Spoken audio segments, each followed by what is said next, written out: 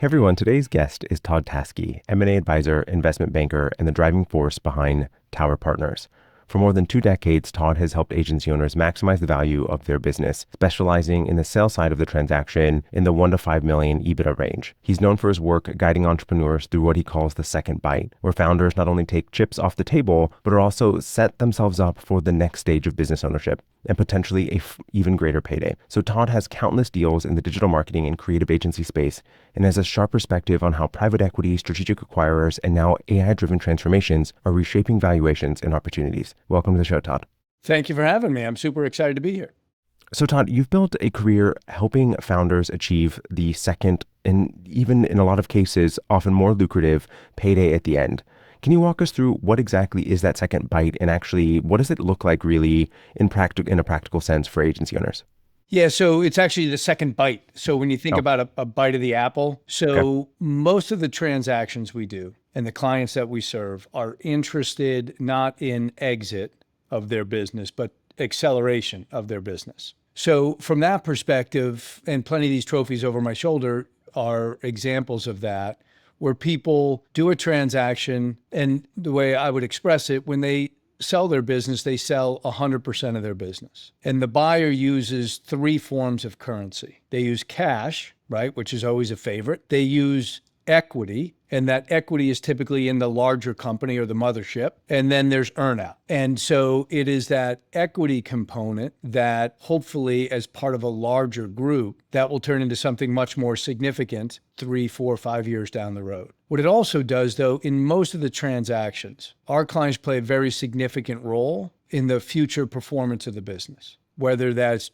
simply just driving sales, being responsible just for the Amazon platform, leading the effort in a specific vertical, or whatever, COO, whatever the case may be. And so for a lot of people, they think it's the best of both worlds. Not only do I get some liquidity to reward me for the years that I've been slugging it out, I still have significant equity upside. I'm still playing an important role in the business, probably not doing a lot of the stuff I don't like to do. I don't have to worry about utilization rates. I don't have to worry about accounts receivable. I don't have to worry about a lot of that stuff, but I'm making it a significant and important difference in the future of the business. Yep. And so that's really what a kind of a second bite. And to be, if I can, Robert, we have a podcast that we do called the Second Bite Podcast, where we have a whole bunch of founders, but also private equity folks and buyers and lawyers, and they talk about their experience, good, bad, and ugly, of doing a transaction. And a lot of folks like the idea of listening to founders talk about it as opposed to guys like you and guys like me. Sure, because they have the practical piece of how it actually feels throughout the transaction, the pieces that they don't know about. But I'm also curious, for those that don't really understand the equity component of it from like a roll-up perspective, you've got, the Dentsus, the WPPs, those types of, conglomerates, but you also have these like smaller groups that are also happening as well. That has been something that's been going on for, a little more than the past decade. And I'm curious on maybe just an expansion of what those types of deals really look like and how are you looking at it from like a strategic perspective of the different types of agencies? Are they more competitive? How are they adding on value to each other? Like how should someone even think about it and what types of deals are there out there? Yeah, so I've never done a transaction with a large HoldCo. Okay. My clients don't want to sell their business and be the regional manager, Southern New Jersey, paid media, under 50 million of revenue companies only, right? That doesn't excite me. So, No. And let alone I got to figure out what my earnout is and all that construct that they have there. Most of the transactions that we do are with strategic companies that are backed by private equity or, depending on size, private equity direct partnership. So I'll give you 2 quick examples. One, on our podcast, we got a little search bar like you do. If you put in Grayson LaFrenz, Grayson is the founder of Power Digital. Go back a few years, and we didn't participate in this transaction at all, but you go back a bunch of years, these guys are 5 million of EBITDA. They sold to a group called Periscope Equity. Grayson, and in that transaction, there was 4 partners there. Grayson bought out 2 of them, and he and his other partner moved forward. In 3 years, Robert, they went from 5 million to 30 million of EBITDA. And then Court Square sold that business for 19 times EBITDA. And the founders, the private equity guys, got 13x on their money in 3 years. They sold it to a larger private equity group called Court Square, who put new money on the balance sheet. And with that new money, and Grayson's still the CEO of the business, they bought a company called Endrock Solutions from us and a company called Sproutword from us because they had a whole bunch of other things that they wanted to accomplish because Court Square wants to take that business from 30 million to 100 million, which is what their job is. And then usually at that size, either one of the mega PE funds or one of the HoldCos, right, will provide that kind of value. The other quick example I would give, we had a client a few years ago. They're 2 million of EBITDA on 10 million of revenue, roughly 60% earned, 30% paid, and 10-ish% email. We sold to a small group in Boston, private equity group. Our guys got about 8 million in cash, 1 million in an earnout. They got a year later, they got all that earnout, and they kept 40% of the business. Fast forward, they closed last year up from 2 million to 16 million of EBITDA. That business probably trades for 14 or 15 times. That's 240-ish million bucks. They have about 30 million in debt from the transactions that they've done along the way. And my guys have been diluted down to like 24, 25%. Or said the other way, 5 years ago, they sold 60% of the business for $9 million. And the 40% they didn't sell, I think it's worth 40 or 50 million bucks. And this is the important part, they've had more fun for the last 5 years than they've had in all the years before. So painting a picture a bit is that the reality of being able to go into more of these strategic oriented partnerships, assuming that, or acquisitions, assuming that you're not at retirement age, that it allows for you to remove the pieces of your job that you don't like as a business owner, removing a lot of those, what are probably a lot of spreadsheets and the stuff that I enjoy from your day-to-day work, and being able to focus on the things that you're really good at and do enjoy, and also being able to potentially 4, 5, 6x the amount of money that you would have potentially got if you were to just sell once and ultimately walk away. Yeah. I mean, that's the perfect world. Not every transaction winds up being perfect, but if you do the work, if we do the work and you are honest with whoever the potential buyer is about what you want to accomplish, you find a really good fit. And by the way, I've had a couple guys that were in there and after a year or so are like, you know what, guys, I'm not having as much fun as I thought I would. What they didn't do, we're recording this on a Tuesday. What they didn't do is say, so Friday's going to be my last day. Good luck. They said, guys, listen, this is August. It would be great if I could fade out sometime early next year.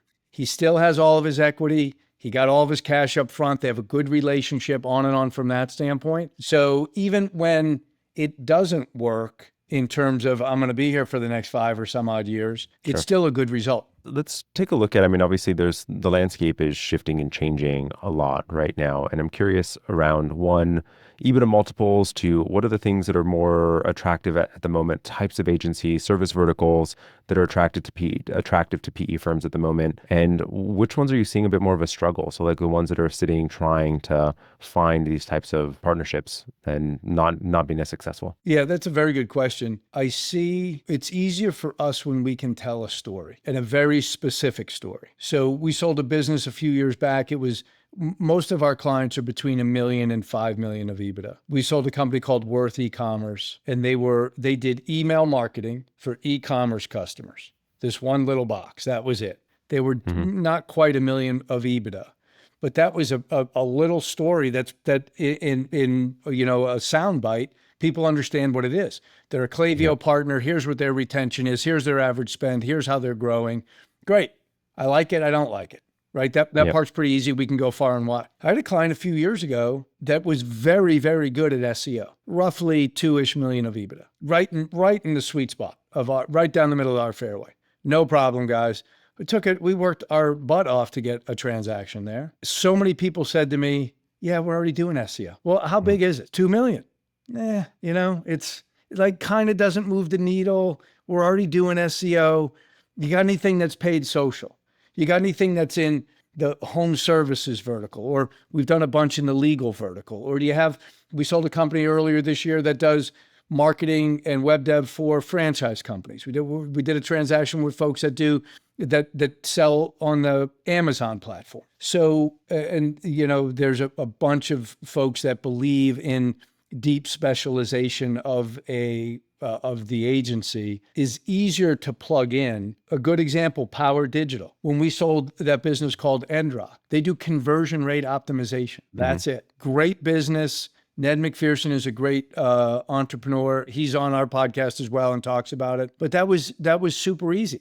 We had 3 offers for that business after talking to 3 people for that, 3 groups for that business. Makes my job easier. If you're larger, if you're over 5 million of EBITDA, no problem. We'll find a buyer. There's plenty of folks. It's enough. It's sizable enough. We'll have plenty of interest. Below that number, if you're much more focused either in a capability set or a vertical or a technology, that gives you an earlier option for different kind of transactions. I'm curious on the technology pit, but I'm going to circle back around to it. I have a question of like one of the things you're talking about. It's like, I figure one of the things that came into mind when you're talking about the SEO agency is that maybe that's even kind of coming back around. So I'm kind of curious around, is it, like flavor of the year, flavor of the month, or is there's like a trend that's ultimately happening in the types of services? I know that you mentioned concentration on a specific service or a specific industry, and then the 5 million plus in EBITDA, but has there been like a trend over time of the types of services that people are kind of leaning away from? Yeah. So when you think about it, there used to be digital marketing agencies, right? And I say used to be because they would use that digital to distinguish themselves from marketing agencies. What do you mean digital marketing? Well, we do search optimization and we do paid media, pay per click, right? To use old terms. Wow, that's revolutionary. Our clients need to understand that. That's great. And so that goes on for a bunch of years. And then people are like, yeah, we got SEO folks. No. You don't understand. We do it only for roofing companies. Oh, that's pretty interesting. We've got a guy that does it only for in-home audio-visual companies, right? Legal, plastic surgeons. And so we've done a couple of transactions with a group called Herringbone that is a great company, and they're focused on local in dentistry, legal, and elective medical. So I'm seeing more of that verticalization. And then to your point earlier, as a point of distinction, people are using the notion of their expertise around AI because that part's new. So I have a roofing company. I don't care. I've got 3 crews. My crews need to be busy. You get them from chat, you get them from Meta, you get them from Facebook, you get them from email. I don't care, right? And so I think a lot of founders get worked up around, what AI or LSA is going to be the thing that everybody focuses on. And oh my God, how are people are going to chat? Okay, I know they are. How do I get my roofing company to come up as a result on chat? Freaking figure that out for me. That's why I'm paying you. Yep. Right? So that's what we see. So I'm curious, and the reality of just being able to play it out a little bit for someone that is looking at an agency. So let's say that I'm an agency owner, or the roofer is the example. I'm digital marketing when I have lots of qualms with the notation of I'm a digital marketing agency because I mean so many things, but I'm a digital marketing agency that specializes working with roofers. The reality of a PE firm and why that becomes more interesting, is it because that they have investment in having a business that also specializes in roofers? So there's like some symbiotic relationship that would be able to have a strategic component for what it is that they're doing. Like, what is the reason why that becomes more interesting to the PE? Well, here's what I see from the buyer is because they realize what I think a lot of people that focus on a vertical realize. It's easier for me to get other roofers. I can talk to lingo. I don't know any of the roofing lingo, but I can talk about the underlap for a gutter and the crowning on the roof and all this and these are the keywords that do you guys use underslashing on the thing over like that? Yeah, we do. Oh my God, how do you know about that? This is what we do, right? So, and then people are just like, well, gosh, my lingo, man. Can we start today? Right. And so private equity knows that, but it works in home services and you're doing dental. Geez, that makes a ton of sense to me because it's the same thing, just different words. The same thing with lawyers with a little bit different, same thing with plastic surgeons and on from that standpoint. So I think it's the attractiveness to that idea. And then you can become a bigger business by just clicking these things like the Lego blocks together. And we can have a nice localized business serving movers, roofers, and landscapers all across the country with these 3 verticals. So it's more about basic business, practicality and like basic business valuation principles is the reason why they're more interested in it. You also play a pretty good roofer expert, by the way. Thank you very much. So let's dive into the AI conversation. I know that when you and I were in the pre-recording talking about where the industry is ultimately headed with AI, and I'm curious around the overlap between AI-enabled agencies or even agencies with an AI product. That how does that have an impact to valuation? Is it just a lot of buzz right now? How does that increase, decrease valuation considerations and opportunities? Good question. So the direct answer is what we're seeing early stage is that the biggest impact it's having is on the internal margins of the agency. Because like most of your folks, I can stack more clients on fewer humans because I don't have them wasting time on some of the drudge work that I used to have my people do. I don't have to offshore it. I can do all those kind of things. So I think that's what we will see more of. I also think, as an analogy, if you remember, AI is coming out and it's going to destroy all of content. It'll be created by AI. I think all of bad content is being replaced by AI. And I will tell you what, Google's going to be super protective of their turf, which is the internet. So if you put out AI generated stuff and think that Google doesn't know it's AI generated and you don't get punished for it, which a lot of guys did early on, I think you're mistaken. Yep. So I think it is another tool. I think that tool will be used. The interesting thing for me will be if you can be more profitable as an agency, will you keep that profitability and enjoy that profitability?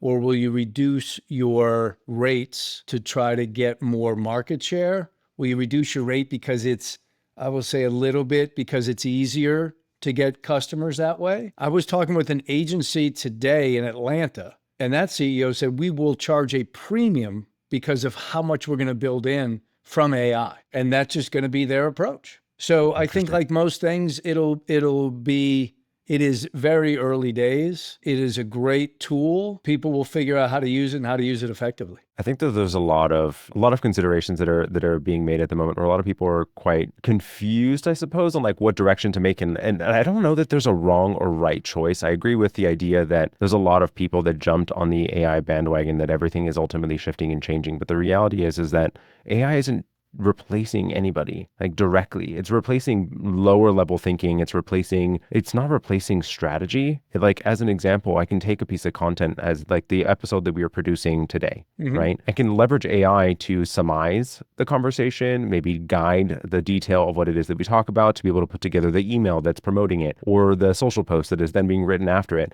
But the actual content is coming from our minds, our experience. And like that piece of it still has to have a huge component of the conversation. But if we try to produce what we are having from an AI evaluation perspective purely on AI, yeah, sure, it's going to be bland, flat content. I completely agree. And that's what I meant by it'll take out the lower end of content, right? And creative. I Mhm. also think it is something that a lot of our clients consider when they say, since there's a lot that I don't know, and since probably people are going to spend a decent amount of money to keep up, and because PE, private equity, is in my space now, somebody's going to spend a lot of money to become a leader here.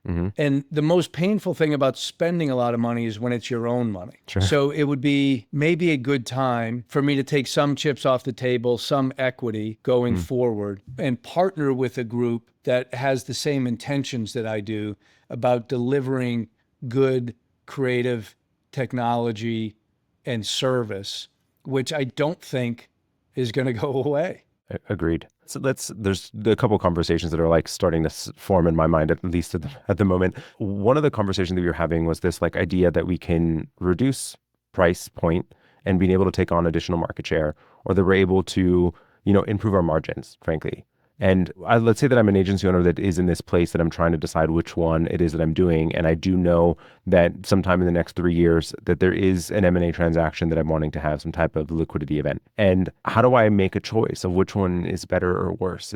What considerations? I don't know that there's right or wrong here, but what considerations would I want to be making when I'm making that choice? Private equity is always more attracted to better margins, and they will rule out some deals because it will dilute their margins. I don't, for most of your listeners, for most of my clients, the notion that you're going to get more market share is silly. You don't even have a rounding error of market share, right? There's no, it takes courage to say to somebody, we're not going to do that. And that's the hard part to do. But clearly, there's this balance of growth, retention, and margin that buyers look for. And I think retention and margin are two of the important ones. So the notion of giving that away for growth, I'm not a buyer of that.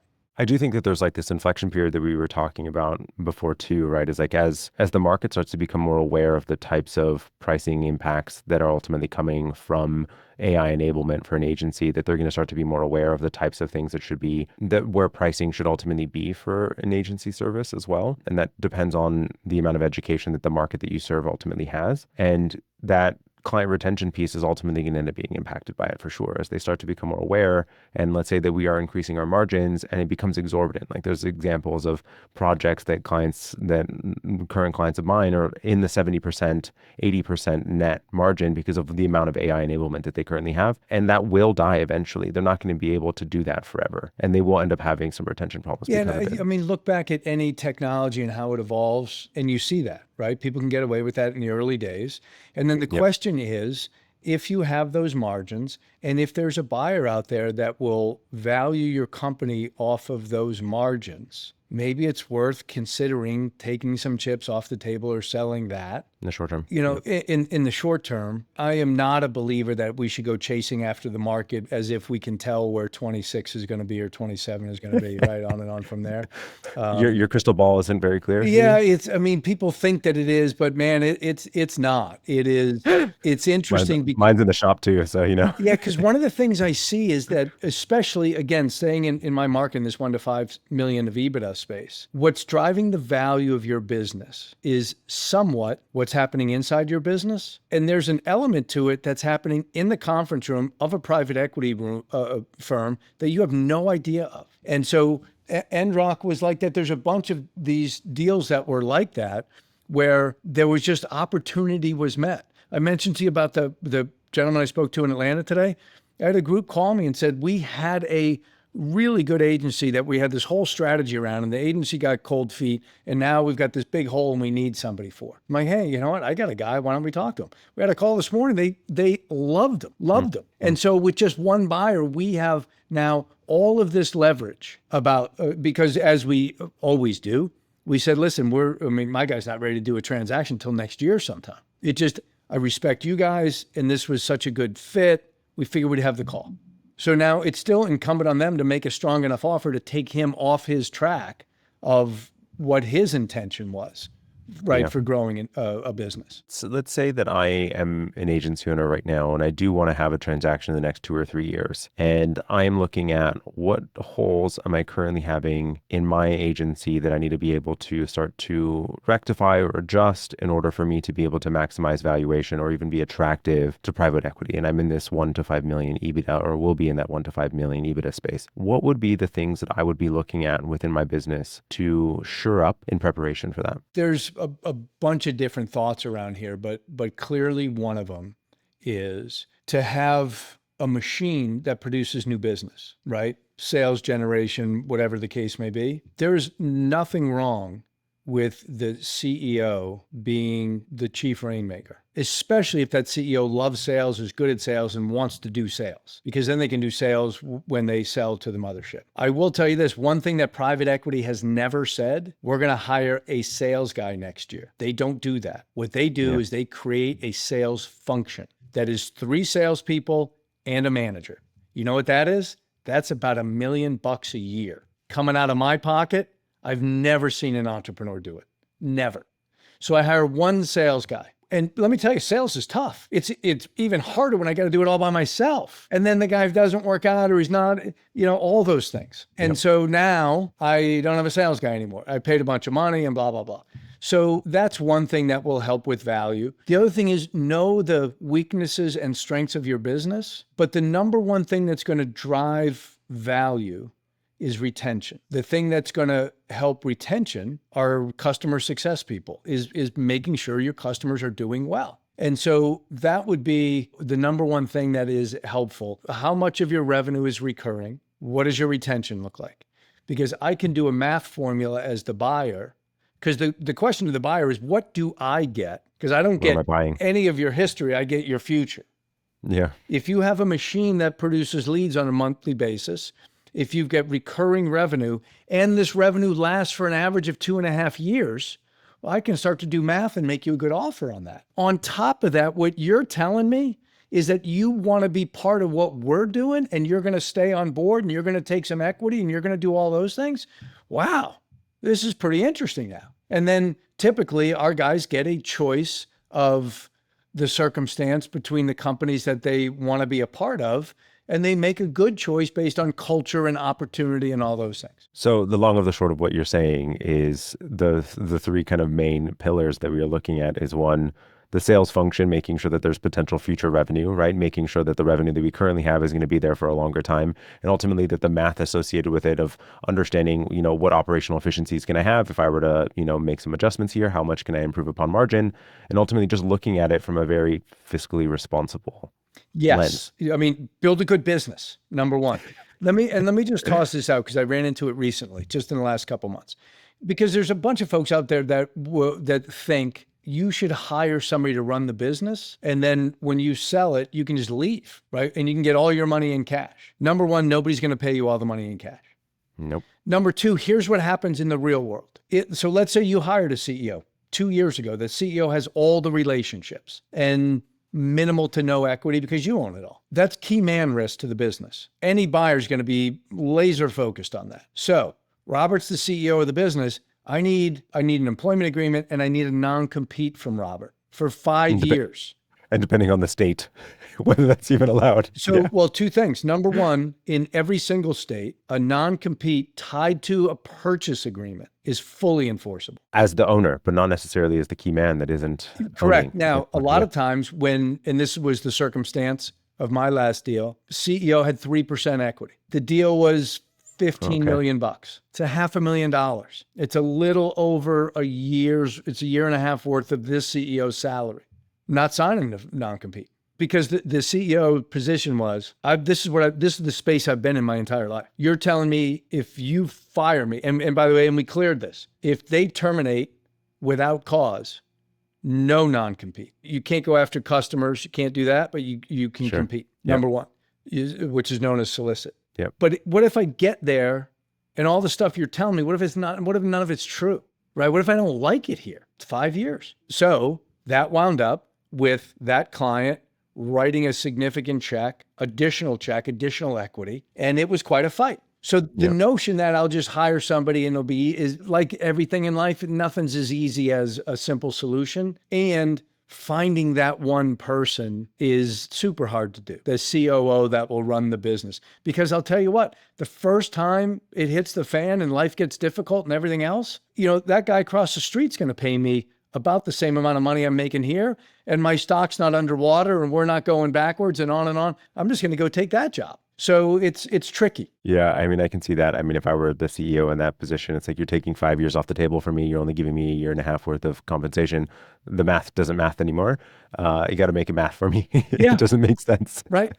And by the way, we did a deal a couple years ago, two salespeople, one making 650 grand, the other making 450 grand. Both of them had to have an employment agreement with non-compete. Both of them said, not without something special. And so the CEO, the owner, who I think was related to one, like a cousin of one of them, had to give him a full year's bonus. It's $1 million. So the long of the short of what we were talking about from a valuation perspective is run a good business, be fiscally responsible. And I would also kind of add on, and I don't know whether you agree with this or not, but the things that are keeping you up at night as a business owner are probably the things that are going to be something that someone looking to make an investment, an acquirer, is going to keep them up at night as well about potentially acquiring you, or at least raise a red flag to them. So there's a couple things. Number one, when you know what those are and you can articulate those, listen, as the buyer, I'm buying a $2 million EBITDA business. There's plenty of problems with those businesses. There's not a perfect one out there. What are your problems? Who are your main competitors? The idea that you would say we don't really have competitors means you're blinded to the world around you. And I don't want to be in business with a guy or a woman who's blinded to the world around him, right? And what happens is in the conversation with the buyer, so this is our biggest issue. If we were part of your organization, how would you help us solve that? Now this conversation turns into an interview question. Because there's plenty of people interested in us. We're in, and which is really true now, right? We have never really done a good job solving the sales function. And if we could, man, I think we could grow not at 15% a year, but 30% a year. Do you guys have experience there? How do you solve that for agencies? What would you do first? These are things that put the seller more in control of those conversations than just answering questions and hoping they like me. But exactly as you're talking about that second bite bit too, right? Is that if you're looking at it more from a strategic partnership perspective, then they're able to solve one of your biggest challenges, or at least have had impact in solving that one of your biggest challenges. Then it opens up Pandora's box, if you will, of growth potential for you by solving that one specific blocker that you currently have. And so now think about that, Robert. There's 3 groups that have made offers to me. But these guys have not only told me, they've done it with 3 other portfolio companies. I, as the seller, I spoke to all 3 of those CEOs. They said it was freaking magic over here. Now, if Todd can do his job so that offer is similar or equal to the other offers, I'm picking those guys. And guess what? On Monday, my life is better. This will be fantastic. Aside from the money that I get, right? Aside from the money I get, my working life is better too. Yeah. Well, Todd, I think that we could probably spend the rest of the afternoon chatting about this. I'd love to. If a listener's wanting to explore what that second bite might look like, or what their valuation might look like, things that they should be considering, how can listeners get in touch? So 2 ways. Number one, if you want to talk to me, you can track me down on LinkedIn pretty easily. Taskey is my last name. If you want to ease into it and just listen to what other folks have been through, go to secondbitepodcast.com and you can listen there. We have this one series right now, just as an example, where I asked a question of private equity. What do you want to see in a deck? What kills a deal? What's important about an LOI? And then each of the 8 executives answered that question in a row. So it's topical, and you can listen to people that professionally buy agencies, folks that have sold agencies, people that have done a second bite transaction, people that sold their agency and now they're the buyer of other agencies. And the intent of that is to put material out there that people that are thinking about and want to learn can do that. So I'm happy to chat with anyone. Again, we serve folks that are over $1 million of EBITDA because those are the buyer pool that we know really well. But for education, so long-winded way, either of those places will get to me. We'll make sure to include links and all of his contact details in the show notes, everybody. Thank you so much for joining us today, Todd. Thanks, Robert. It was great. Hey, everyone. Thank you so much for listening in today. With all of the shifts in the industry, it is easy to feel overwhelmed or unsure of your next move. So I'm not here to try to sell you anything. I just want to give back and guide you through the uncertainty. Whether you're navigating new trends or just need some clarity, we're here to listen and offer advice. Head to creativeagencysuccess.com/chat to book a free 15-minute chat with an agency mentor who can provide you with a fresh perspective. Let's figure out the best steps for your agency's growth together.